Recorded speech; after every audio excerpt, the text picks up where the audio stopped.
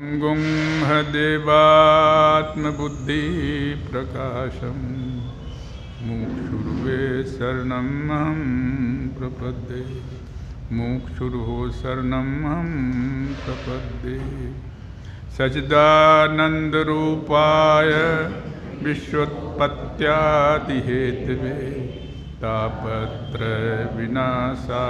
श्रीकृष्णाय वयं अखण्डमण्डलाकारं व्याप्तं येन चराचरं तत्पदं दर्शितं येन तस्मै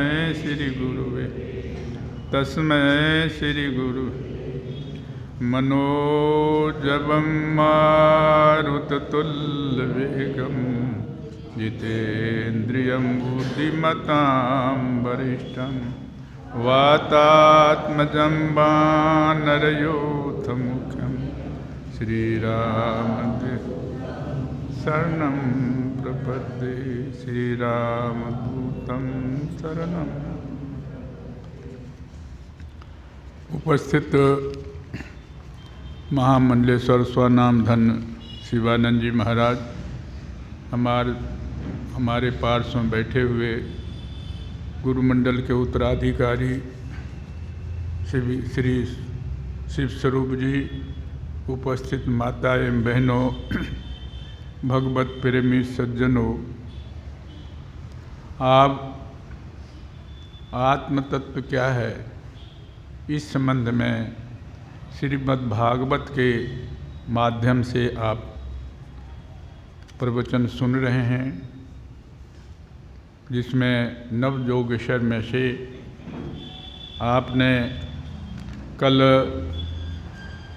आपने सुना, क्योंकि नवयोगेश्वर कवि हरि, अंतरिक्ष, प्रबुद्ध, पिपलाद, अग्निहोत्र, द्रुमिल, चमस और करभाजन नौ योगेश्वर है। उसमें कवि का सुन करके हरि के सुन रहा था। हरि ने जो कुछ कहा आपने ये भी सुना। आज राजा पूछ रहे हैं, प्रभु अथ भगवते कृत यद्धर्मो यादृशो नृणाम यथा चरति यद ब्रूते यैर्लिंगैर भागवत प्रिय। आप भागवत का लक्षण बतलाइए। भगवत भक्त का जो भागवत भक्त है उसका लक्षण बतलाइए, और उसके क्या धर्म है ये बतलाइए, उसके कैसे स्वभाव होता है ये बतलाइए, मनुष्यों के साथ कैसा व्यवहार करते हैं ये बतलाइए। ये आपने ये सब कल आप सुन चुके हैं। आज आप अंतरिक्ष के द्वारा जो कुछ प्रश्न किया, अंतरिक्ष से राजा निमि पूछता है कि प्रभु परस्य विश्व रियस्य मयि नाम भी मोहिनीम माया वेद तुम इच्छामु भगवंतो ब्रुवंतु न। ये श्लोक की व्याख्या आप कल सुन चुके हैं कि भगवान ही सर्वशक्तिमान परम कारण विष्णु भगवान की माया बड़े बड़े मायावियों को भी मोहित कर देती है। उसे कोई पहचान नहीं पाता, और आप कहते हैं कि भक्त उसे देखता रहता है, वो किसी को छोड़ती नहीं। भक्त कैसे देखता है? अतः अब मैं उस माया का स्वरूप जानना चाहता हूँ कि माया का क्या स्वरूप है, जिसको भक्त देखते रहते हैं। विष्णुर माया भगवती आया सम्मोहितम जगत, सारे विश्व को जगत को मोहित करके सबको नचा रही है। वो माया का स्वरूप क्या है, इस जानने के लिए राजा निमि योगेश्वर से पूछा। मैं मनुष्य का शिकार, मैं मृत्यु का शिकार हूँ। प्रत्येक व्यक्ति मृत्यु का शिकार है, क्योंकि जन्म सत्य हो न हो, लेकिन मृत्यु सत्य है। आपने कई बार सुना, संसार के तरह तरह के ताप सामने आते हैं। अनेक परेशानियां जीवन में आती है, एक परेशानी नहीं है, और संसार के ताप से लोग त्रसित हैं।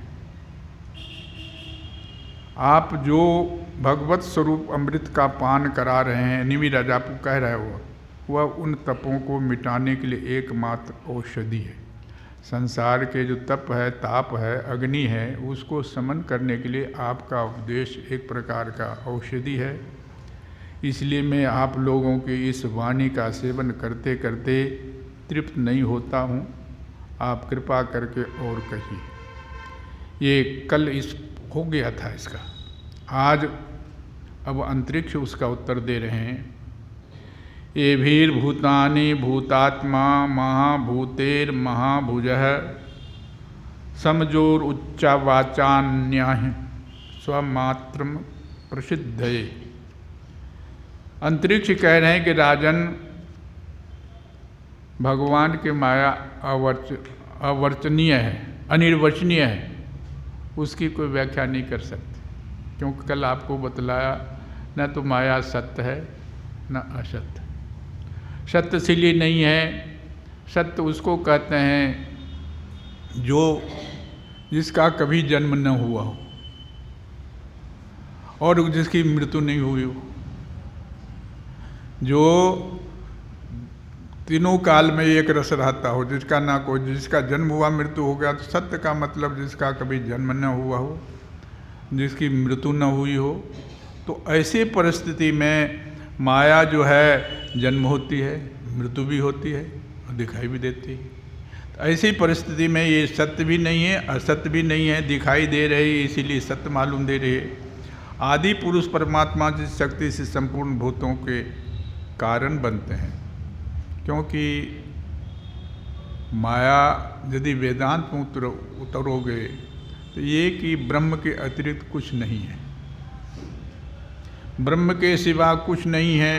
तो जब ब्रह्म के सिवा कुछ नहीं तो ये क्या चीज़ है जो मर रहे हैं, पैदा हो रहे हैं, तो ये सब क्या चीज़ हैं। कहते हैं इसका निरूपण आप कहते हैं इसके लिए उसके कार्यों के द्वारा उसका निरूपण होता, माया का कार्य के द्वारा उसका निरूपण होता है। और परमात्मा सारे भूतों का कारण है। कैसे कारण है ये मैं आपको बतलाऊंगा। और उनके विषय भोग तथा मोक्ष की सिद्धि के लिए अथवा अपने उपासकों के उत्कृष्ट सिद्धि के लिए स्वनिर्मित पंचभूतों द्वारा नाना प्रकार के देव, मनुष्य और आदि शरीरों को सृष्टि करते हैं। आदि अनेक प्रकार के शरीरों का जो सृष्टि हो रही है ये सब परमात्मा की माया है। और कल मैंने बतलाया था, क्योंकि 3 दिन में आप पूरे भागवत नहीं, पूरे शास्त्र का निचोड़ भूमिका रूप में आपके सामने रखा था। 3 दिन का जो मैं प्रवचन दिया, भागवत नहीं सारे उपनिषदों का, सारे वेदों का निचोड़ आपके सामने समझाया था। इतने नहीं, जो हम कहने जा रहे हैं वो सारे निचोड़ 3 दिन में आपको समझा दिया था। अब उसका विवरण समझा रहे हैं, एक एक शब्द का विवरण समझा रहे हैं। मैंने बोला था वही यहाँ श्लोक भागवत में ही, एवं सृष्टानि भूतानि प्रविष्ट पंचधातु भी एकदा दशधा आत्मानं विभज्यसु जुस्ते गुणा। एवं सर्वसृष्टानि भूतानि, जो भूत सृष्टि हुई है, प्रविष्ट है पंचधातु भी, 5 धातु जो है उसमें परमात्मा सृष्टि करके उन्हीं में प्रवेश कर गया है। इसका मंत्र में बोला था, ये मंत्र ऋग्वेद का है। ये मंत्र में ये लिखा हुआ है कि प्रजापतिश्चरति गर्भे अंतर्जायमानो बहुधा विजायते तस्य योनि परिपश्यन्ति धीरा तस्मिन् तस्तु भुवनानि विश्वा। जिस परमात्मा का आप चिंतन कर रहे हैं, चिंतन करना चाहते हैं, प्राप्त करना चाहते हैं, वही प्रजापति सबके गर्भ में विचरण कर रहे हैं। प्रजापति चरती गर्भे। जो गर्भ में प्रवेश कर रहे हैं, जो पैदा हो रहे हैं, जो पैदा होने वाला, जो दिखाई दे रहा, वही प्रजापति है, वही परमात्मा है। प्रजापति चरती गर्भे अंतर जाए मानो बहुधा विजायते। गर्भ में होकर अनेक प्रकार का, जो आप जितने भी प्रकार का प्राणी देख रहे हैं, सब कुछ प्रजापति है। ब्रह्म कहते, इसीलिए कहा ब्रह्म सत्यम जगत मिथ्या ब्रह्मो जीवे पुन्ना पर। ब्रह्म सत्य है, जगत मिथ्या है, जीव ब्रह्म के अतिरिक्त कुछ नहीं है। तो कहते हैं कि अंतर जाए मानो बहुधा विजाय तस् योनि परिपश्यन्ति धीरा। वो कैसे प्रवेश कर रहे हैं, कैसे संसार में व्याप्त हैं, ये कोई धीर पुरुष ही जान सकता है। धीर शब्द की व्याख्या आपने सुना, क्योंकि आवृत चक्षु अमृतत्व मिच्छन पराच खाने व्यत्रिनत स्वयं, कल बोला था, कल 2-3 बार बोल सका। पराच खाने व्यत्रिनत स्वयंभू तस्मात् परांग पश्यन्नंतर आत्मन कश्चित धीर प्रत्यग आत्मान व्यक्षत आवृत चक्षु अमृतत्व इच्छन। तो कहते हैं यदि उसको आप देखना चाहते हो तो धीर बनना पड़ेगा। धीर बनने में बाधक ये है कि सारी इंद्रियां आपके बहिर्मुख हैं। जितने भी इंद्रियां देखने की, जितने भी साधन आपके पास हो बाहर देखने के लिए, नंतर आत्मन, सृष्टि ऐसी है कि वो अंदर ने प्रवेश नहीं करती। अंदर प्रविष्ट करने के लिए आपको आवृत चक्षु, बाहर के जो आकर्षण है, बाहर का दौरा जो है वो बंद करना होगा, अंदर प्रवेश करना पड़ेगा। कच्चित धीर प्रत्येक आत्मनम विक्षत आवृत चक्षु, आंख बंद करके। आंख बंद करके मतलब ये नहीं होता कि आप आंख हर समय बंद रखो। आंख बंद करने का मतलब बाहर के विषय से निवृत्त होकर अंदर प्रवेश करना है। जब तक अंदर प्रवेश नहीं करोगे तब तक आत्म तत्व को आप नहीं देख सकोगे। प्रजापति तस्मिन तस्तु भुवनान विश्या, वो सारे विश्व को बनाने वाला है। और कैसे संसार का रचना की है इसको जरा आप देखिए। ये तेरे उपनिषद में आया है, मैं ये बोल चुका हूँ मंत्र। मित्र मन आया है, कह रहे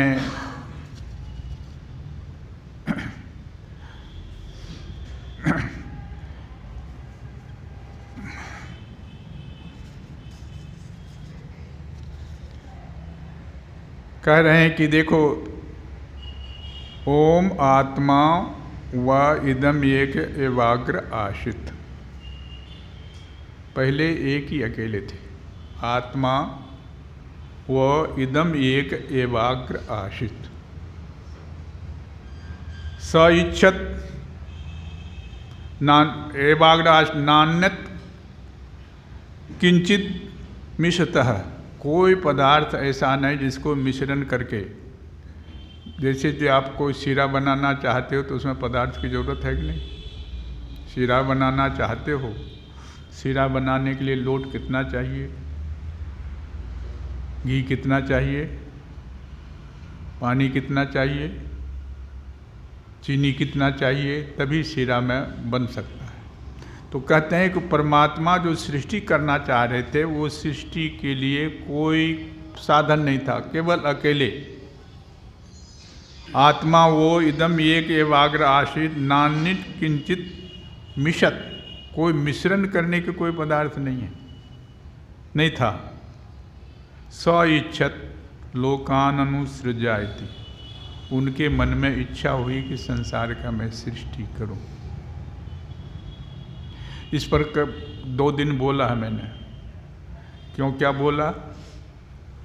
जैसे आप कामना करते हो, ध्यायते विषयान पुंसा संगस तेसु उपजायते, बोला ही नहीं बोला? जैसे आपका विषय के चिंतन आप करते हो, वैसे मृत्यु की गोदों में बैठ जाते। इसलिए बैठ जाते हो कि आपका स्वरूप मृत्यु नहीं है, लेकिन आपके अंदर संकल्प हुआ विषय का अविद्या वे प्रथम हंति चेन्नम काम क्रोधन इन पश्चात। जैसे आपके मन में संसार के वस्तु की कामना हुई, वैसे आप मृत्यु के गोद में बैठ गए। संसार तिथि संसार है। तो उसी प्रकार जैसे परमात्मा के मन में, आत्मा परमात्मा में अभेद है, जैसे परमात्मा के मन में संकल्प हुआ कि मैं सृष्टि करूं, वैसे उसके रूप में परिवर्तन हो गया। क्या बन गया? कहते हैं कि स ईमान लोकान, वो लोक का सृजन किया। कैसे सृजन किया? अम्भो मरीचि मर आपो अधो अम्ब परेण दिवः द्यो प्रतिष्ठाम अंतरिक्षम मरीचय पृथ्वी मरो व अधस्तात आप। ऐतरेयोपनिषद का मंत्र बोल रहा हूं मैं।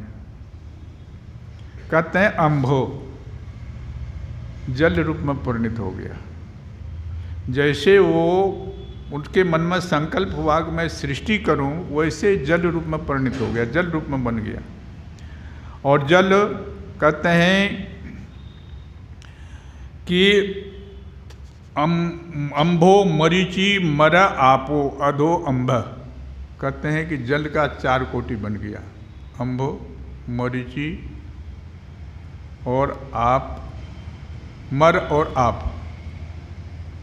तो अम्भ जल के लिए लिखा है अम्भ परेण दिवः द्यो प्रतिष्ठाम अंतरिक्षम मरीचय।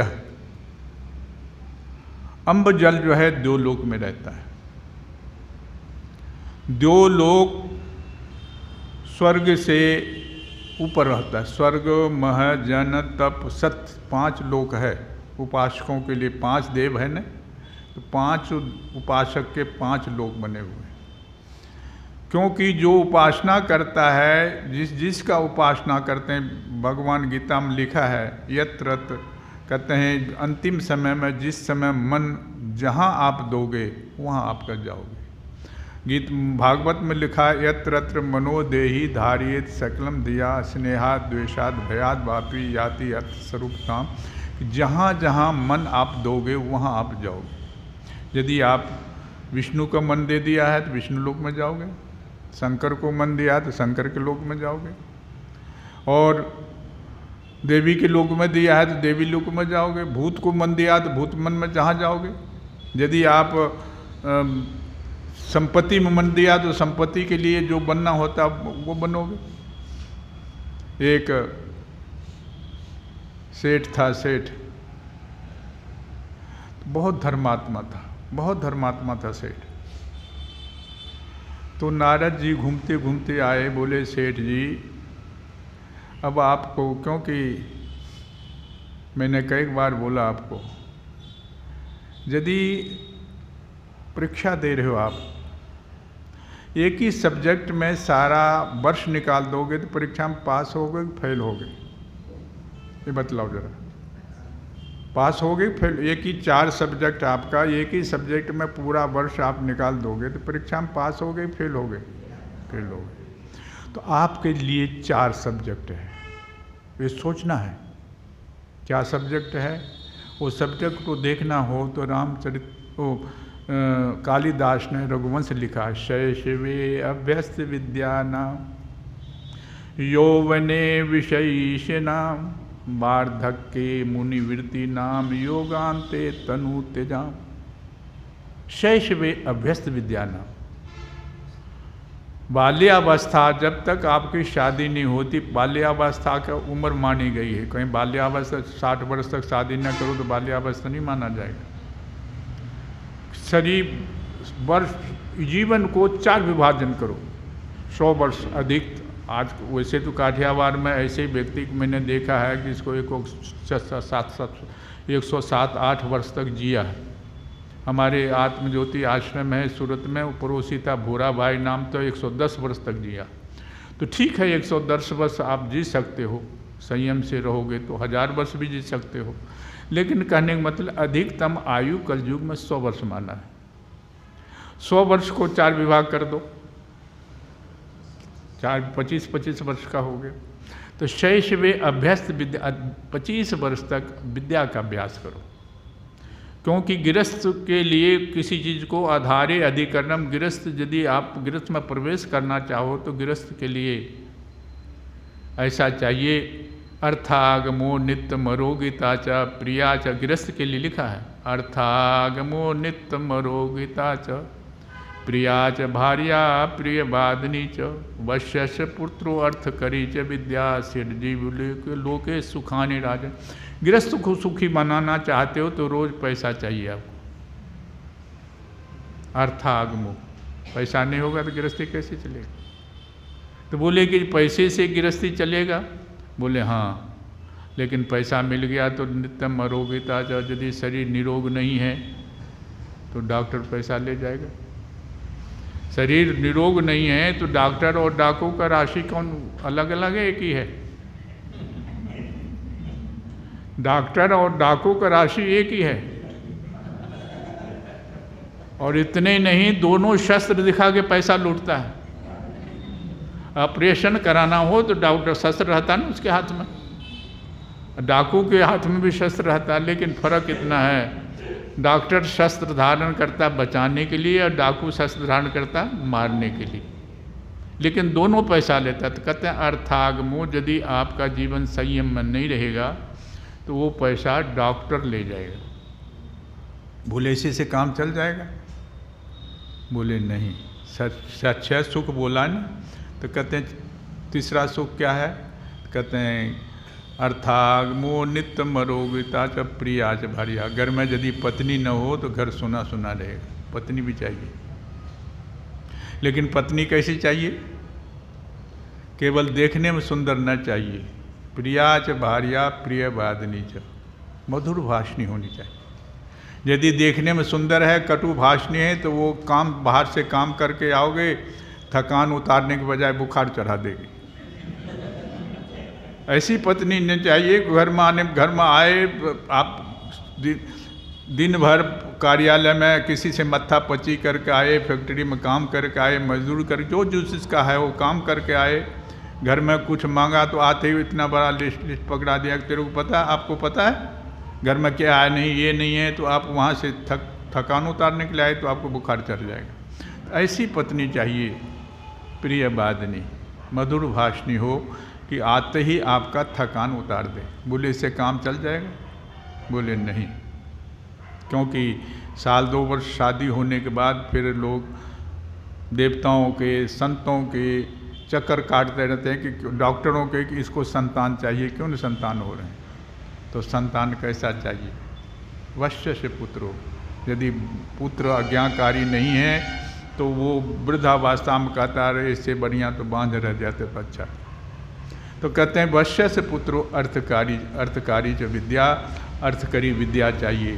तो कहने का मतलब ये है कि गृहस्थ जीवन को सुखी बनाने के लिए विद्या की आवश्यकता है।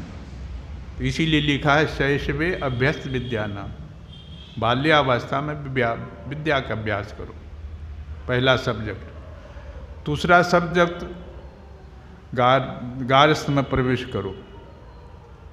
शैशवे अभ्यस्त विद्या नाम यौवने विशेष नाम, गृहस्थ जीवन का सेवन करो, संतान की प्राप्ति करो, कमाओ, खूब कमाओ।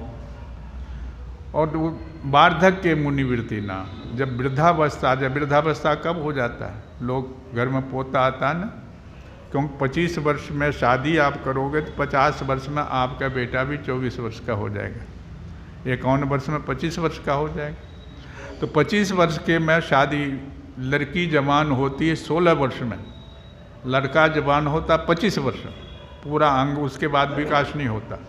तो कहने का मतलब ये है कि जब शादी कर दो, शादी करने के बाद अधिकतम पोता का मुख देख लो। पोता होने के बाद पोता क्या बोलेगा आपको? दादा बोलता है ना, और कुछ बोलता है? दादा बोलते हैं ना। दादा का मतलब जा जा जा, घर से जा। यदि आप नहीं जाओगे तो ठीक है, आपका बेटा आज्ञाकारी है, बहुत भक्ति वाला है, कुछ नहीं बोलेगा, लेकिन मन में यही बात करेगा पिताजी खामोखा हमारे काम में टांग अड़ा रहे हैं। बहू सोचेगी कि अब हमको स्वतंत्रता दो, हम करेंगे। तो कहने का मतलब है कि यौवने विशेषणा वार्धक्य मुनिवृत्त, जब दादा बन गए तो मनन करो। क्या मनन करना है? मनन करने के लिए मैं, ये शास्त्र बहुत अगाध है। अभी मैं कई शास्त्रों का प्रमाण दूंगा, उत्पत्ति के, भागवत का भी प्रमाण दूंगा, उपनिषद का प्रमाण दूंगा, वेद का प्रमाण दूंगा। वेद का प्रमाण दे दिया, अब ये उपनिषद का चल रहा है, फिर मैं आपको गीता का प्रमाण दूंगा, भागवत का प्रमाण तो भागवत चल ही रहा है। तो सारे शास्त्र अपने अपने ढंग से एक ही बात को कह रहे हैं, लेकिन उसको समझना कठिन हो जाता है।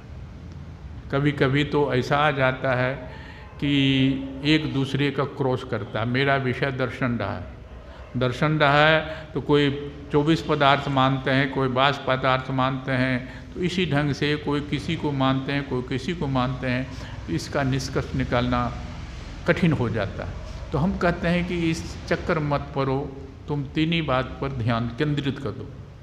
यदि जीवन में सफल होना हो तो तीन ही बात पर मन केंद्रित कर दो। क्या तीन बात पर है? जन्म से पहले हम कहाँ थे, जन्म हुआ तो क्यों हुआ है, करना क्या है, जाना है तो कहाँ जाना है, क्या लेके जाना है। बस यदि आप मंथन करोगे, मनन करोगे, तो शायद आपको रास्ता मिल जाएगा। यदि मनन नहीं करोगे तो फिर बेहोशी में जब संतान पैदा होता है, बच्चा पैदा होता है, तो माँ को जितना कष्ट होता है उससे कई गुना कष्ट उस बच्चे को होता है जो छोटे से रास्ते से बाहर निकलता है। और गर्भ में तो उनको याद रहता है कि प्रभु मेरे को इस नरक से निकालो, मैं आपको कभी नहीं भूलूंगा। और वहाँ बेहोशी जब आ जाती उसके बाद ज़िंदगी में कभी याद ही नहीं आता। याद इसलिए नहीं आता है, हम ये नहीं कहते हैं कि आप क्या कर रहे हो, मैं ये कह रहा हूँ, शास्त्र ये कहता है जो कुछ कर रहे हो होश पूर्वक करो। होश, जो कुछ करना हो होश पूर्वक करो। बिना विचारे जो करे सो पीछे पछताए, काम बिगाड़े आपना जग में होत हंसाए। जो कुछ करो विचार करके करो कि इसका परिणाम हमारे लिए क्या होगा। यदि बिना विचारे कोई काम करते तो गांडा के शरीर में आओगे कि समझदार के शरीर में आओगे? क्योंकि लोगों ने बोला है कि एक संत ने बोला है, सारे दुनिया शराबी हो गए, सारे दुनिया शराबी है। बोले कैसे शराबी है? शराबी क्या काम करता है? शराब पीने के बाद क्या होता है? वो अपने पढ़ाई का ज्ञान नहीं होता, अपने वस्त्र अपने आप फाड़ता है, वही होता ना। शराब पीने के बाद वो होश खो देता है। तो हमने होश खो रखा है, क्योंकि हम क्या कर रहे हैं इसके लिए मेरा परिणाम वही आगे कहेंगे, वो आगे आएगा। मैं जो बोल रहा हूँ वही भागवत कहेगा। तो कहते हैं कि ये मरीचि, ये अम्भ मरीचि मर आप, ये जल का श्रेणी है। तो मरीचि जल में, अम्भ जल में 5 लोक है, स्वर्ग, मह, जन, तप और सत्य। वही अम्भ जल से गंगा का संबंध है। अब ये बतलाना चाहता हूँ, गंगा को लोग इतने महत्व इसीलिए देते हैं। गंगा किसकी पुत्री? हिम की पुत्री मानते हैं, लेकिन हिमालय में आई है। लेकिन गंगा का संबंध उस ब्रह्म से है और अम्ब जल से है। और अम्ब जल से संबंध होने से मान लो कि यदि आप जहाँ से इलेक्ट्रिक लिए हो, बिजली लिए हो, और उसमें आप मशीन लगाए हो, तो जहाँ से उसका ट्रांसफर होगा, यदि इसमें कोई खराबी होगी तो वहाँ भी उनको धक्का लगता है। तो इसी प्रकार गंगा में अस्थि डालने के बाद पितरी को स्वर्ग से संबंध होता है। गंगा स्वर्ग से उतरी है, तो जैसे उससे आपका बिजली से संबंध जुड़ा तो ट्रांसफार्मर से जुड़ गया। तो स्वर्ग से गंगा आई है, तो गंगा में अस्थि डालने के लिए इसलिए महत्व है कि उसमें डालोगे तो तब, जब तक अस्थि गंगा में रहेगी तब तक उसको स्वर्ग का लाभ मिलेगा। अस्तु, ये विषय अलग है, हम तो आत्मा के निरूपण करने चले हैं। तो मरीचि जल में चंद्रमा, सूर्य, चार सब भ्रमण कर रहे हैं। अम्ब मरीचि मरा आप अधो अम्ब, अधो जो मतलब अम्ब जल, परे ने दिवह, दिव मतलब स्वर्ग, द्यो प्रतिष्ठाम अंतरिक्ष, दो जो अंतरिक्ष है, अंतरिक्ष जल में सारे चंद्रमा सूर्य आदि तारे वगैरह सब अंतरिक्ष जल में है। अब तीसरा आया मर जल। मर जल पृथ्वी पर है, जो वर्षा होती है आ जाती है फिर चले जाते हैं, इसीलिए भूलोक को मृत्युलोक बोलते हैं। ये भूलोक को मृत्युलोक बोलते हैं, मरण धर्मा है। उसके बाद आप जल है, आप जल है पृथ्वी के अंदर। आपो नारायण, मैंने बोला ना भागवत में जो लिखा है नारायण शब्द, नारायण स्मृति, आपो नरा इति प्रोक्ता, आपो वा नर सुन वहता सायनम पूर्वम ते नारायण स्मृति।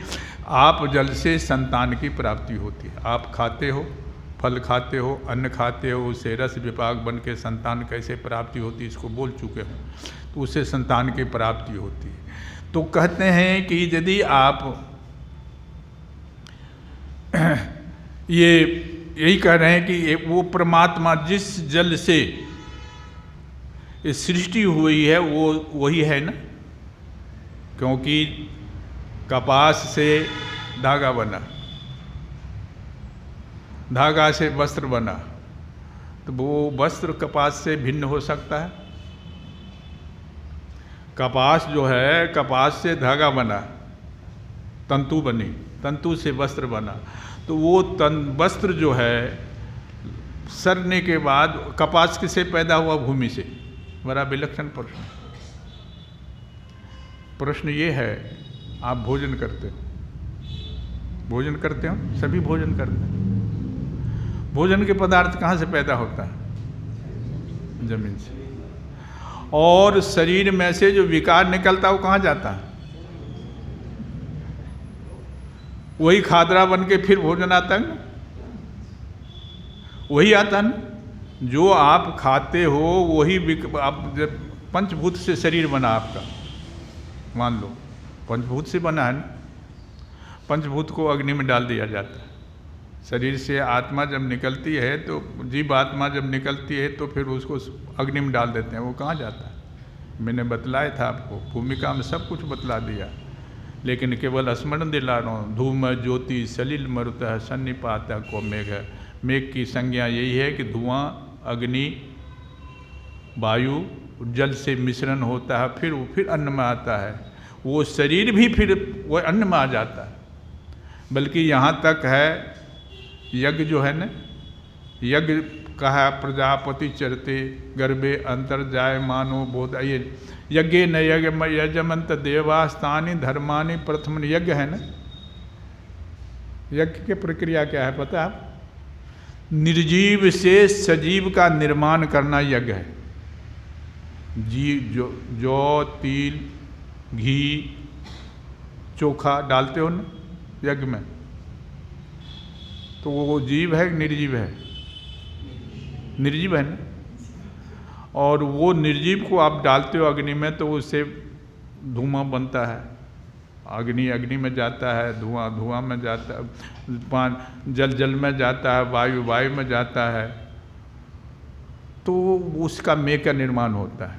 मेघ के निर्माण होने के बाद प्रक्रिया में आ जाओ, फिर मनुष्य खाता है। फिर तो वो जो कुछ निर्जीव से सजीव बनाने के प्रक्रिया यज्ञ है।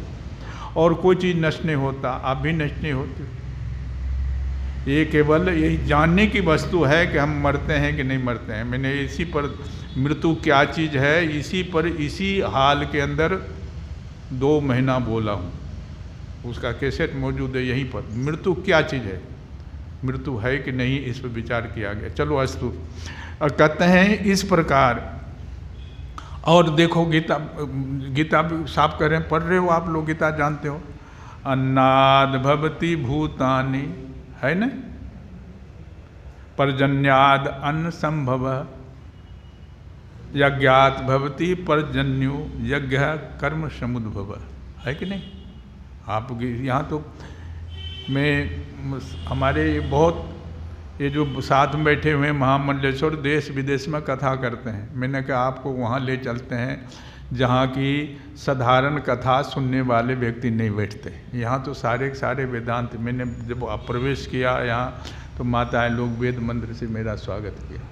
तो प्रौढ़ वक्त श्रोता हो, बहुत आदमी जो नए नए सुनने आए ने कहते हैं आप क्या बोलते हैं महाराज जी, मेरे को समझ में नहीं आ रहा।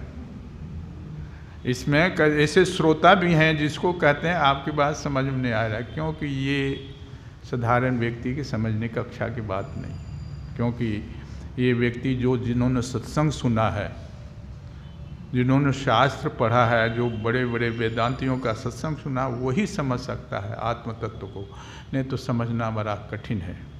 तो वो कहते हैं अन्नाद भवति भूतानि पर्जन्यात अन्न संभव। अन्न किससे पैदा होता है? पर्जन्य से, मेघ से। यज्ञात भवति पर्जन्य, पर्जन्य किससे होता है? यज्ञ से। अभी बोला न, जब आप शरीर को जलाते हो तो पर्जन्य में जाता है, कोई चीज़ नष्ट नहीं होता। पर्जन्यो यज्ञ समुद्भव, पर्जन्य किससे होता है? यज्ञ से पैदा होता है।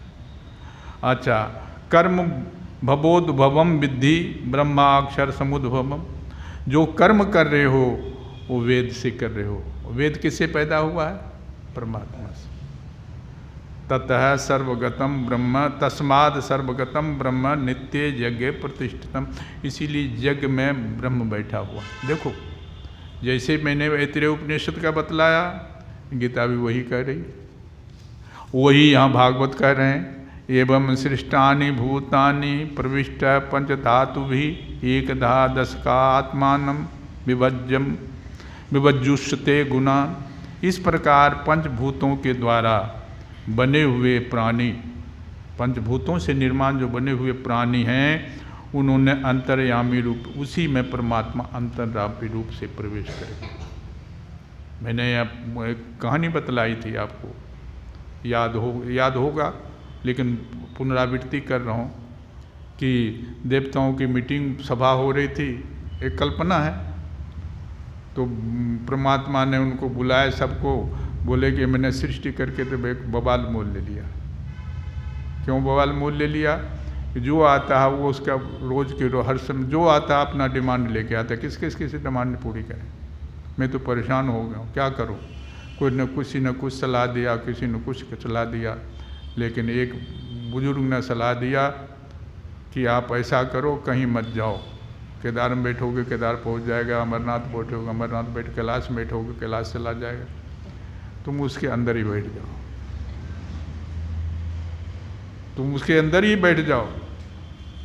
तो इसीलिए कहने का मतलब है कि हृदय में परमात्मा बैठा हुआ, तो वही कह रहे हैं, वही भागवत वही कह रहे हैं, अंतर्यामी रूप से प्रवेश किया अपने को ही पहले मन के रूप में, उसके बाद 5 ज्ञानेंद्रिय रूप में तथा 5 कर्मेंद्रिय रूप में, इस 10 रूपों में विभक्त कर दिया।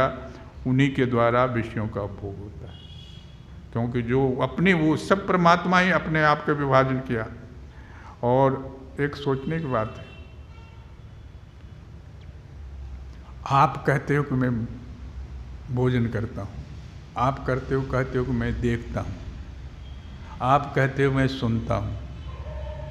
भागवत कह रहा गुणेन गुणान स भुंजान आत्म प्रद्योत्यते प्रभु मन्यमान इदम सृष्ट्वा आत्मानं ही सज्जते।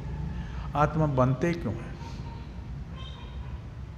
परमात्मा ने आत्मा को बांधने के लिए शरीर में नहीं प्रवेश कराया, इतना ध्यान रखना। कोई माता पिता अपने बेटे के लिए दुख नहीं सोचता, सोचते हैं कोई भी? कुपुत्रो जायता क्वचिदपि कुमाता न भवति। बेटा कुपुत्र हो जाए, लेकिन माँ कभी कुपुत्र नहीं, माँ कभी कुमाता नहीं होती। यदि ऐसा सोचती है माँ, ऐसा सोचता बाप, तो बाप के अधिकारी नहीं, माँ के अधिकारी नहीं। तो परमात्मा सबके पिता है ना, परमात्मा पिता है तो दुख क्यों हो रहा है? वही कह रहे हैं गुणान गुना स भुंजान, गुण गुण का उपभोग कर रहा है, गुण को गुण का उपभोग कर रहा है। रजोगुण का उपभोग कर रहा है, तमोगुण का उपभोग कर रहा है, सतोगुण का उपभोग कर रहा है। आत्मद्योतिते प्रभु, आत्मा के प्रवेश होने से, क्योंकि आप परसों बतलाया था, ये जड़ है, ये माइक से जो हम बोल रहे हैं ये माइक जड़ है। यदि बिजली को और माइक को अलग कर दिया जाए, आप इसमें एम्पलीफायर में बिजली का कनेक्शन ना हो तो माइक से कुछ आप सुन सकोगे? माइक से हम बोलना चाहें तो सुन सकोगे आप? नहीं सुन। और केवल अलग बिजली हो तो बिजली से भी आप नहीं सुन सकोगे। तो दोनों का संयोग, बिजली का संयोग होने से ही ये चेष्टावान है। जब तक बिजली है तभी तक इसमें आवाज़ पढ़ने की क्षमता है, सुनाने की क्षमता है। जिस दिन बिजली खत्म हो जाएगी, जिस समय आवाज़ सुनाने की क्षमता खत्म हो जाएगी, तो कहते हैं कि ये शरीर का जो उपभोग हो रहा है केवल परमात्मा के मौजूदगी में, आत्मा के मौजूदगी में। मन मानम, आप फिर बोलेंगे जब परमात्मा के मौजूदगी में गुण को भोग कर रहा है, एक आगे आएगा, शायद वहाँ तक पहुँच पाएंगे, नहीं पहुँच पाएंगे, एकादश स्कंद में आ जाता है। देवाधीनो शरीरेस्मिन् गुणा भाव्येन कर्मणा। अब देवाधीने शरीरेस्मिन् गुणा भाव्येन कर्मणा, आगे लिखा है कि बत्ता, इसीलिए हम इसको भोग कर रहे हैं। आधा श्लोक स्मृति में हुआ है। तो हम उसका देव के अधीन शरीर है और गुण के अनुसार हम कर्म कर रहे हैं, लेकिन हम बचते तब हैं जब हम सोचते हैं कि मैं कर रहा हूँ, मैं कर रहा हूँ। तो जब आप कहते हो कि मैं कर रहा हूँ तो कर्म का फल कौन भोगेगा?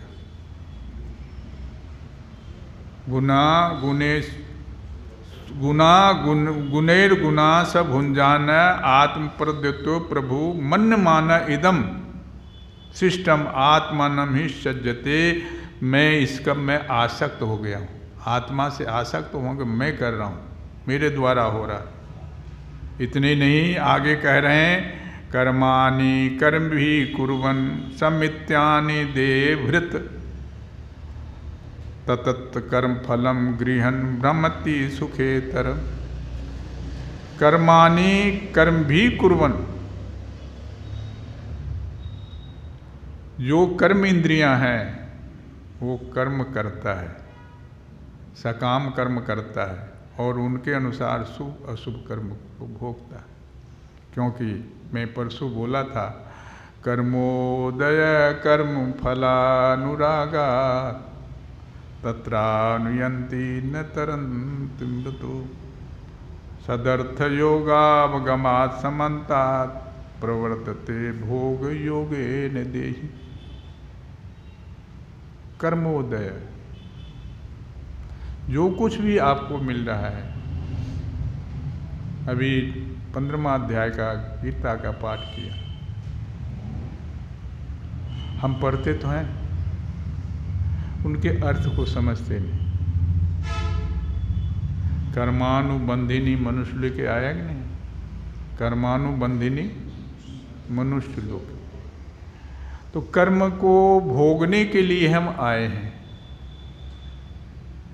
और जब कर्म का उदय होता है तो फला अनुरागात, उसके आगे एक आवश्यकता दूसरे आवश्यकता की जननी है। जब एक चीज़ सामने आता है तो उससे आगे हम सोचते हैं। तत्रा अनुयंति न तरंति मृत्यु, क्योंकि मैं एक दिन बोला था अजामये को लोहित शुक्ल कृष्णा भवि प्रजा श्रीमाना स्वरूपा अजो ही को जुष्मानानुशेते जहते काम भोग तो भोगा जो अन्य। दो प्रकार के व्यक्ति है। एक प्रकार के व्यक्ति तो ऐसा है कि कर्म में ऐसा लिप्त हो जाता है कि मैं क्यों आया हूँ, क्या करना है, सब भूल जाता है। एक व्यक्ति ऐसा होता है कि वो संसार को त्यागता है। कैसे त्यागता है? जैसे उल्टी को त्यागता है व्यक्ति, जैसे अपने खाए हुए वस्तु को, अपने से निकला हुआ वस्तु को त्याग देता है। तो उसी कहते हैं अजाम ये को लोहित शुक्ल कृष्णाम बहुवी प्रजा श्री माना स्वरूपा। यही ऊपर वाला श्लोक, ये जो सृष्टि का क्रम है 3 प्रकार के है, शतोगुनी, रजोगुनी, तमोगुनी। इसको किसी महात्मा से, शास्त्र से प्रमाणित करने की जरूरत नहीं है, ये अपने आप को देखो। इसलिए अपने आप को देखो, तुम्हारा मन एक रस नहीं रहता। जब रजोगुनी प्रवृत्ति आती है तो मन चंचल हो जाता है। तमोगुनी प्रवृत्ति आती है, आलस, निद्रा और बुरे बुरे विचार पैदा होते हैं। सतो कभी कभी तो यदि ऐसा कंप्यूटर हो जिस कंप्यूटर से व्यक्ति के मन के तरंग को टेप किया जाए तो मनुष्य जैसे गाढ़ा कोई मिलेगा नहीं। तो कहते हैं कभी कभी कहते हैं अजाम ये को लोहित शुक्ल कृष्णाम बहुवी प्रजा सृजमाना स्वरूपा। ये सारी प्रजा इसे सृष्टि है, आपके में नहीं है। कहीं आप ही सोचो, मनुष्य के अंदर तीनों पर, पशु के अंदर होता है। कभी कभी देखो, पशु को आप प्यार करो तो आपसे प्यार करेगा, कभी कभी गुस्से में आएगा तो सिंह मार देगा, काट लेगा, होता है नहीं? पशु में भी ऐसा देखो। तो तीनों गुण से सारे सृष्टि तीनों गुण से बना है। तो अजाम ये को लोहित सुकृष्ण नाम, ये जो अजा जो है प्रकृति, ये भी अनादि है। विष्णु की माया को विष्णु ने पैदा नहीं किया, अनादि है।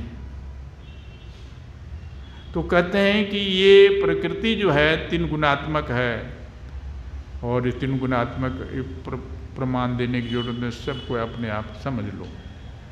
लेकिन जीवात्मा भी अजा है, जीवात्मा भी अजा है, ये भी अजन्मा है, इसको भी कोई पैदा नहीं किया। जैसे प्रकृति को कोई पैदा नहीं किया, वैसे जीवात्मा को भी कोई पैदा नहीं किया। बल्कि जीवात्मा परमात्मा का भाग है, चेतन का भाग है। भाग कहना एक व्यवहारिक के भाग हो नहीं सकता। तो कहते हैं कि जहत ये काम भोक्त भोगा जो न्यू। जीवात्मा में 2 प्रकार के प्राणी हैं। एक प्रकार का प्राणी जो कर्म में इतना लिप्त है कि उनको पर यहाँ से जाना उसको ध्यान ही नहीं रहता। यहाँ से जाना है मेरे को, इसका कोई ख्याल ही नहीं रहता। और ये इसीलिए मैंने बोला था ना, अंत ही तुझे तजेंगे, यंत ही तुझे तजेंगे, क्यों नहीं तजु अभी से।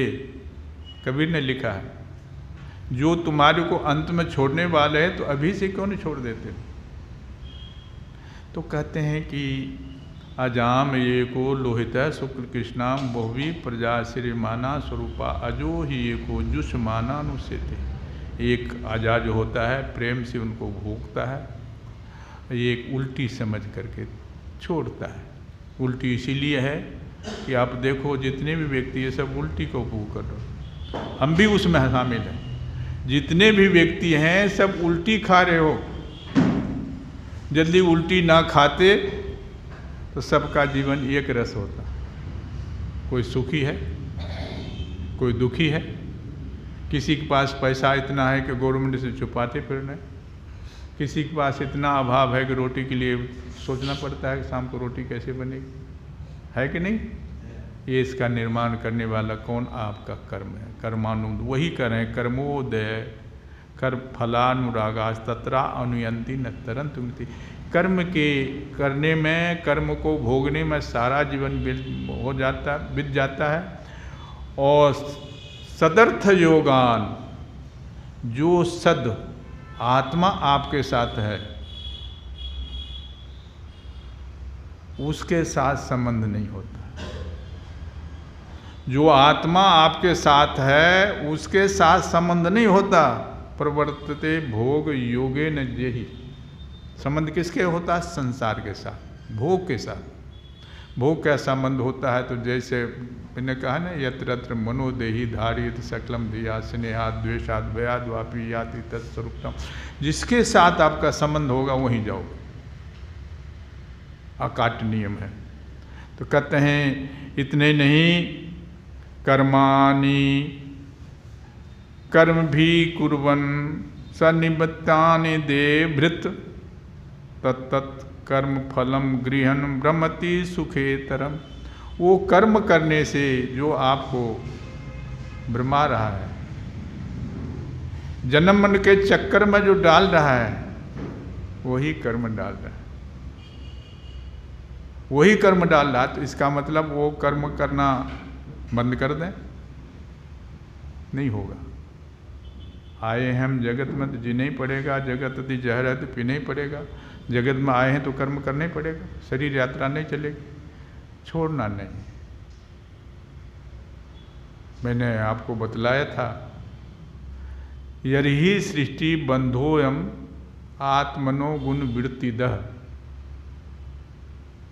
ये सृष्टि आपको तभी बांधती है जब संसार को आपने अंदर बैठाया है।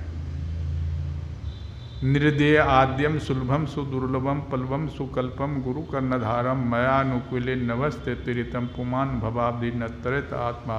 प्रसंग आता है, बार बार रिपीट करना पड़ता, कई बार रिपीट कर दिया, कल भी रिपीट किया था। नौका जल में चलने के लिए है, और यदि नौका जल में आ जाए तो नौका डूब जाएगी। चलने के लिए है, लेकिन उस नौके में जल आ जाए, नौका डूब जाएगी, और नौका के साथ साथ जो उस बैठा है हो जाए। तो कहने का मतलब है कि अहं अर्हि सृष्टि बंधो हम आत्मनो गुण वृत्तिदः। गुण की जगह, गुण के वृत्ति संसार को हृदय में जगह दे रखे हो। गोस्वामी तुलसीदास जी ने एक साधारण भाषा में कह दिया, दो न हो एक समय भुआला, हसब ठठायब फुलायब गाला। देख लेना तुलसी कीर्तन, दो चीज एक साथ नहीं हो सकता, या तो रूठ लो या हंस लो, दो में से एक करो, या तो रूठ लो रो लो या हंस लो। तो इसी प्रकार दोनों एक साथ नहीं हो सकते। संसार को भी पकड़ना चाहोगे और परमात्मा मुक्ति भी चाहोगे, दोनों एक साथ नहीं हो सके। लेकिन एक साथ करना है, एक साथ करना है तो तुम अंदर जगह मत दो। तुरी लिखा है, अर्हि सृष्टि बंधोयम आत्मनो गुण वृत्ति मयि तुरीय स्थित्वात्। चित्त को त्यागो, चित्त को करने दो, उसको उपेक्षा कर दो। चित्त अपना काम करेगा, जब तक आप जीवित हो चित्त अपना काम करोगे, चित्त के उपेक्षा कर दो।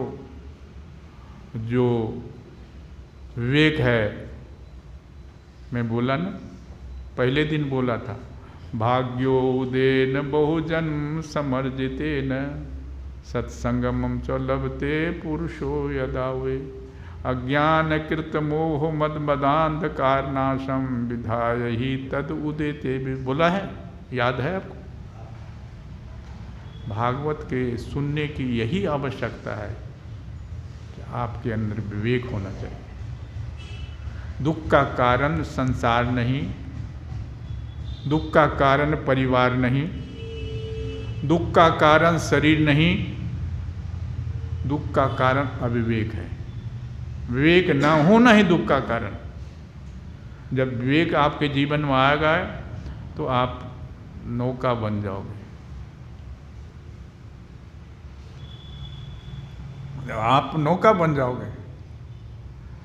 भगवान राम के यात्रा हो रही थी, वनगमन के यात्रा हुए, वन के यात्रा हुए तो लिखा है, जड़ चेतन मग जीव जनेरे जिन्हीं चिति जब तिन्हीं प्रभु हेरे ते सब भये परम योगु भरत दर्शन मिटे भव रोगु। राम की यात्रा हो रहे थे, अच्छा प्रभु के प्राप्ति के बाद, प्रभु के दर्शन करने के बाद कुछ रहता है बाकी? लिखा है, मन कर्म वचन राम सकल कर्म कर फल प्रभु येहू, मन कर्म वचन राम पद नेहू। लिखा है गोस्वामी तुलसीदास। सारे कर्मों का उद्देश्य यही है कि भगवान के चरणों में प्रेम हो जाए।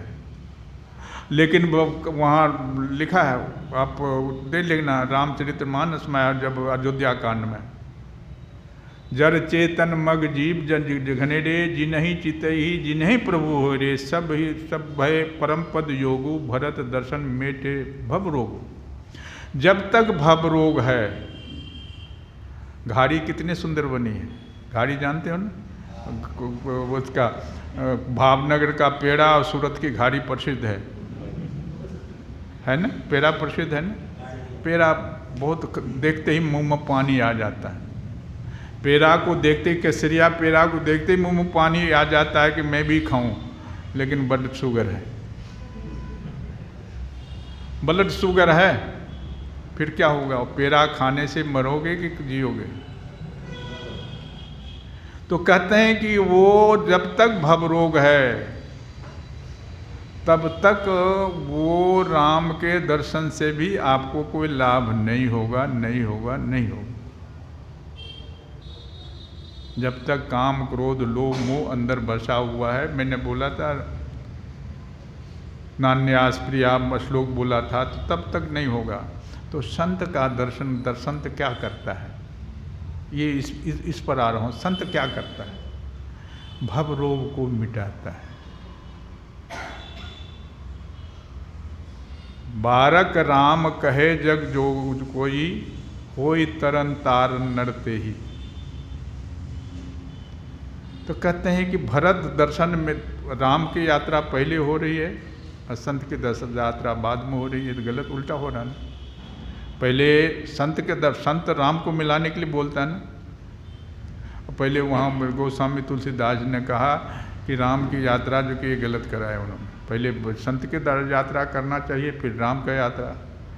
बोले नहीं, क्योंकि संत के परमात्मा तो सब जगह है, परमात्मा सब जगह है, लेकिन उसको प्राप्त, उसके लाभ आपको नहीं मिल रहा है।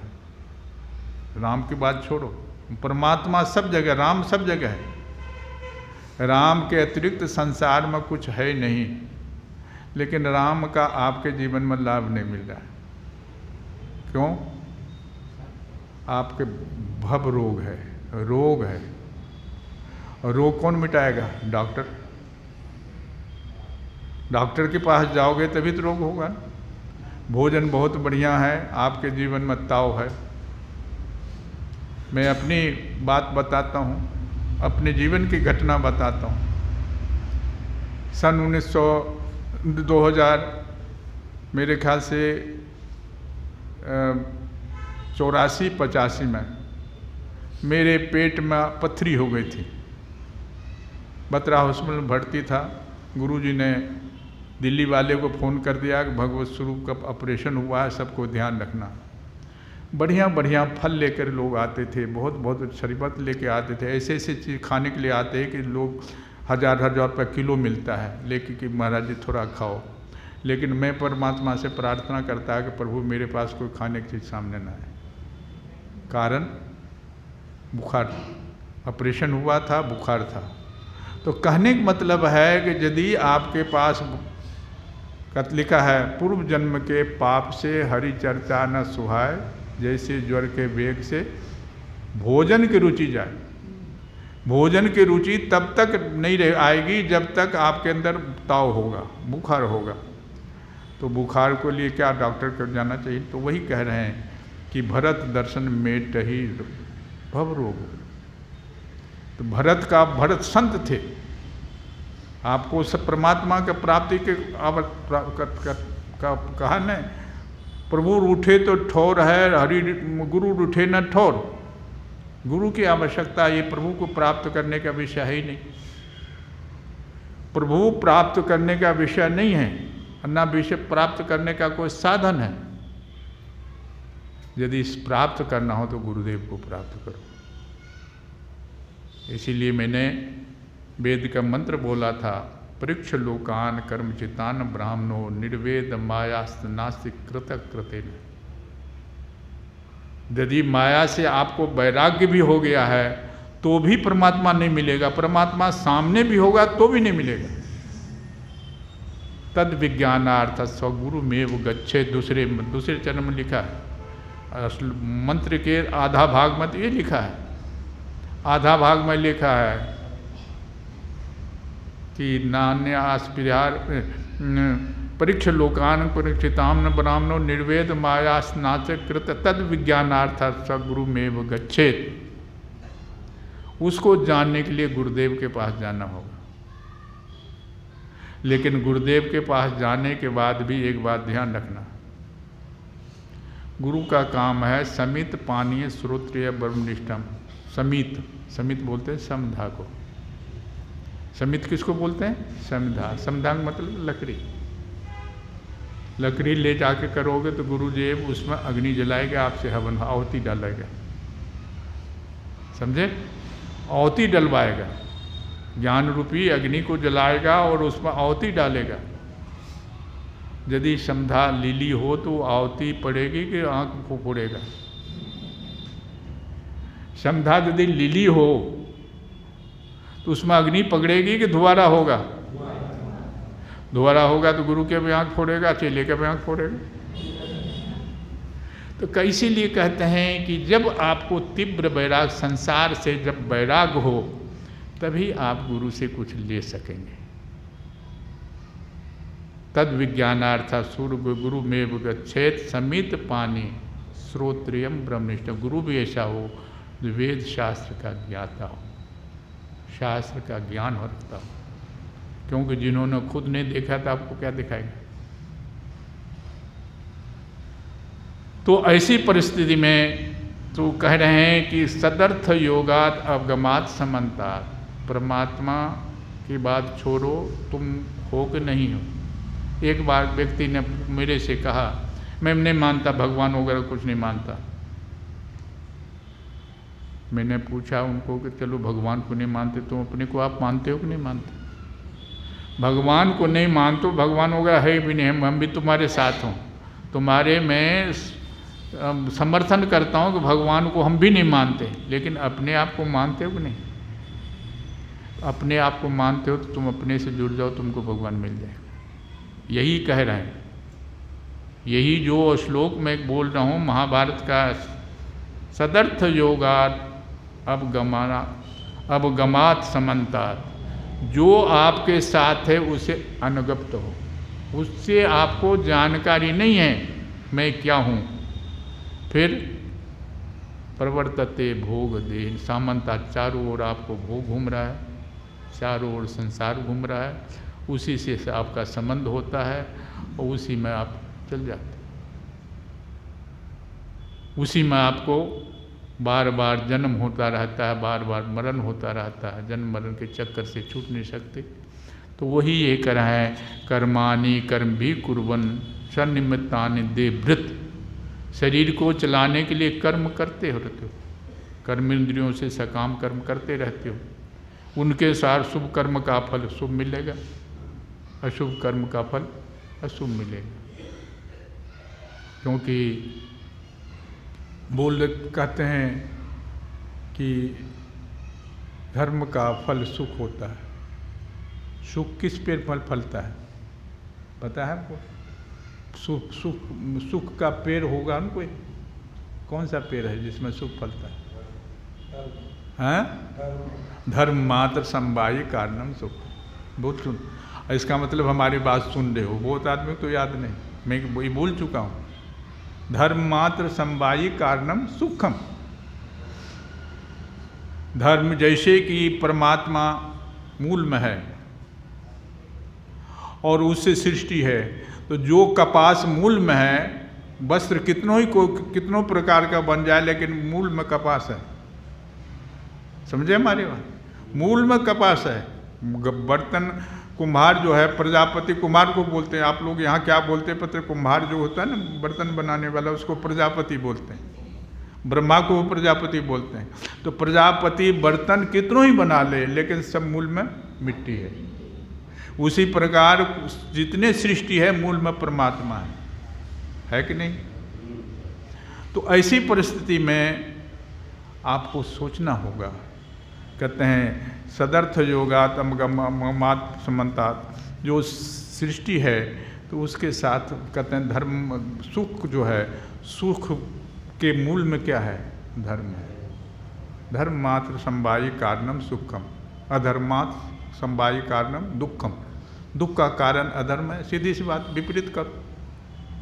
तो एक कवि ने कहा है, संत ने कहा है, पुण्यस्य फलम इच्छन्ति पुण्यम न कुर्वन्ति मानुषा। सुख किसको नहीं चाहिए? इतिहास में केवल कुंती को छोड़ करके सब ने सुख मांगा। कुंती ने नहीं कहा है प्रभु दुख दो। कहते हैं सुख के माथे सिल पड़े, नाम हृदय से जाए बलिहारी, दुख के जो पल पल नाम। जब दुख पड़ता है तो भगवान को याद करते हैं, और सुख में कोई याद नहीं करता। सुख की रात्रि छोटी होती है, दुख की रात्रि बड़ी होती है नहीं? जब दुख होता है तो दुख की रात्रि बड़ी होती है, सुख की रात्रि छोटी होती है। तो कहते हैं कि संत ने कहा पुण्य से फलम इच्छन्ति पुण्यम न कुर्वन्ति मानवा। पुण्य की फल इच्छा तो सभी करते हैं, पुण्य करना किसी को पसंद नहीं। पाप से फलम निच्छन्ति, पाप की फल की इच्छा नहीं है, लेकिन पाप से निवृत्त नहीं होता। पाप का परिणाम दुख है, लेकिन फिर भी वो दुख पाप को छोड़ता नहीं व्यक्ति। तो वही कहते हैं सदर्थ योगान अवगमात, जो आत्मा आपके अंदर वस्तु है, इसको कोई प्रमाणित करने की जरूरत नहीं, इसको कोई सर्टिफिकेट लेने की जरूरत नहीं। जब तक आत्मा आपका है तभी तक आप चल फिर रहे हैं, नहीं तो ये शरीर शब बन जाएगा। प्रवर्तते भोग देहे भोग योगे न देही, भोग के साथ आपका योग है, मिलन है। क्योंकि योग जिसके साथ आप करेंगे वही चीज़ आपको प्राप्त होगा। ये सुविधा आपके लिए है। यदि ये सुविधा आपका छीन लिया जाए तो मनुष्य जीवन निरर्थक हो जाएगा। मनुष्य जीवन की व्याख्या यही है कि जो आप चाहेंगे वो बन जाओ। देवता बनना चाहो देवता बन जाओ, दानव बनना चाहो दानव बन जाओ, मानव बनना चाहो मानव बन जाओ, ब्रह्म बनना चाहो तो ब्रह्म बन जाओ। यदि ब्रह्म नहीं बनता है तो मृतो माँ अमृत शब्द निरर्थक हो जाता। मृतो माँ अमृत करते, इसका मतलब आप अमर हैं। अब कहते हैं कि अब शुभ कर्म का फल सुख और अशुभ कर्म का फल दुख, वही जो मैंने बोला वही ये भागवत बोल रहा है। और शरीरधारी होकर संसार में भटकता रहता, सुख दुख भोगता रहता, कर्मानुबंधी मनुष्य लोकी। इथम कर्मगीत कर्म गति गच्छन ब्रह्मभद्र बह्य भद्र बहापुमान आभूत संप्लवात सर्ग प्रलया श्रुते वश। इसी प्रकार जीव प्रलय पर्यंत जब तक सृष्टि रहती है तब तक जीव आवागमन चक्र में भटकता रहता है। मैं नहीं कह रहा हूँ, शास्त्र भी कह रहा है, भागवत भी कह रहा है, वेद भी कह रहा है। इस प्रकार जीव ऐसी अनेक अमंगलमय कर्मगति को उनके फलों को प्राप्त होता है। आप कहते हैं महाभूतों के प्रलय पर्यंत, जब तक महाभूतों का प्रलय नहीं होता, विवश होकर के जन्म के बाद मृत्यु, मृत्यु के बाद जन्म को प्राप्त होता रहता है। इसको निपटने के लिए मैंने आपको कल उपाय बतलाया था। वो क्यों आगे के प्रकरण करने के पहले आगे का प्रकरण लंबा होगा, इसीलिए समय होने जा रहा है। तो कल मैंने बतलाया था आपको, जब देवहूति ने पूछा कपिल से इसकी मुक्ति का उपाय, तो वही उपाय बतलाया। प्रसंग मजरम पासमात्मन कवो विदुषो ये साधु सुकृतो मोक्ष द्वारम अपामृतम माँ। ऐसे व्यक्ति से संग करो जो संसार से छूट गया हो। संसार से जिसका संबंध विच्छेद हो गया वो ही तुम्हारा विच्छेद करा सकता। जो संसार से जिसका संबंध विच्छेद नहीं हो, विच्छेद का मतलब ये मन से, शरीर से विच्छेद तो तब तक नहीं हो सकता जब शरीर रहेगा, शरीर से विच्छेद नहीं हो सकता। गीता ने तो बहुत सुंदर कह दिया, गीता उठा के देखना, गीता सुना रहे महाराज जी, 7वें अध्याय में लिखा है, देखो तुमको 3 चीज मैंने वरदान रूप में दिया है। क्या चीज? 3 चीज, 3 चीज, मन, हृदय और इंद्रियां, काम करने के लिए। मया सक्त मना पार्थ योगम युंजम मदाश्रय असंशयम समग्र माम यथा ज्ञास्यसि तत्शृणु। 7वां अध्याय में है, देख लेना। गीता आप लोग सब कुछ जानते हो, हमसे ज़्यादा जानते हो। मया सक्त मना पार्थ, मन तुमको दिया है, मेरे को मन जोड़ दो, मेरे को मन दे दो, मन दे दो। यदि मन नहीं दे सकते हो, योगम युंज्यो, मेरे को समर्पित करके कर्म करो, मेरे से जोड़ करके, योगम युंज्यो, मेरे से योग करके कर्म करो। जो कुछ भी कर्म आप, अब देखो हमारे आश्रम में जाओगे, यहाँ क्या हो तो पता नहीं, हम लोग भोजन करते हैं, भोजन करते समय एक मंत्र बोलते हैं, ब्रह्मार्पणम ब्रह्मवि ब्रह्माग्नो ब्रह्मणा ब्रह्मैव तेन गंतव्यम ब्रह्म कर्म समाधिना, बोलते हैं नहीं, गीता में है नहीं। अब वो भोजन तो हम कर रहे हैं, ब्रह्मार्पण कर रहे हैं, अर्थात ब्रह्म को अर्पण किया हुआ प्रसाद हम ले रहे हैं, ब्रह्म को अर्पित करके किया हुआ प्रसाद हम ले रहे हैं। उसी प्रकार जो भी कर्म करो, परमात्मा को समर्पित करके उनका प्रसाद ग्रहण करो, खत्म हो गई बात। कितना सरल रास्ता है। मया सक्त मना पार्थ योगम उंज मदाश्रय, योगम उंज। और यदि ये नहीं कर सकते हो, दो नहीं कर सकते तो मदाश्रय है, मेरे आश्रित हो जाओ, जैसा मैं कहूँ। क्योंकि एक बच्चा होता है, 2 महीने का बच्चा है, पैदा हुआ है, किसके आश्रित है? कौन उसको देख रेख कर रहा है? उसकी माँ। चूँकि वो कोई चेष्टा नहीं करता, सब कुछ माँ पर छोड़ रखा, चाहे माँ मारती है, खिलाती है, सुलाती है, सोता है, बैठता है, सब उनके आश्रय। तो इसीलिए भगवान ने कहा अनन्य चिंत्यंतो माम ये जना प्रिय उपासते तेषाम नित्याभियुक्ता नाम योगक्षेमम वहाम्यहम। जो मेरे आश्रित हो जाता है उसका सब कुछ मैं वहन करता हूँ। लेकिन सबसे बड़ी बात विलक्षण ये है, जो भगवान ने संसार को रचना की है, संसार की रचना की, उस पर हमारा विश्वास नहीं, संसार के ऊपर विश्वास है। यही दुख का कारण यही है। जिस भगवान का संसार है उस पर विश्वास नहीं, संसार पर हमारा विश्वास है।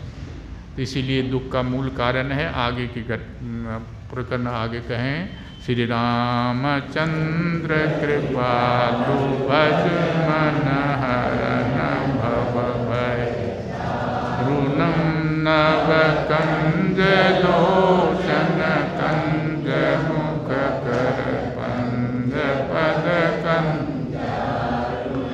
कंदर्प अगणित अमित छवि नवनील नीरज सुंदरम पटपीत मालहु तरित रुचि शुचि नौमि जनक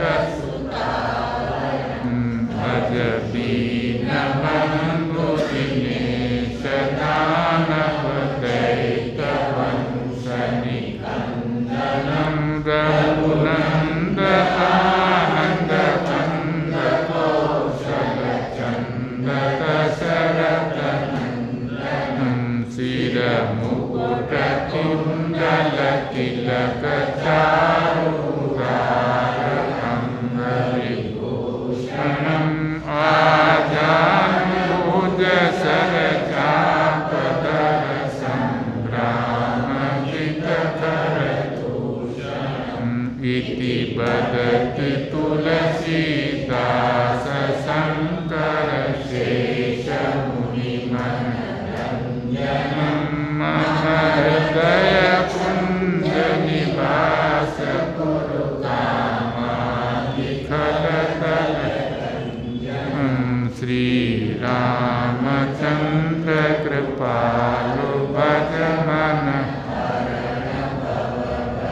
दारुणं नवकंज लोचन कंज मुख कर कंज पद। राजा रामचंद्र भगवान की, कृष्ण बलदेव की, द्वारकाधीश सद्गुरुदेव महाराज। ओम नमः पार्वती पते हर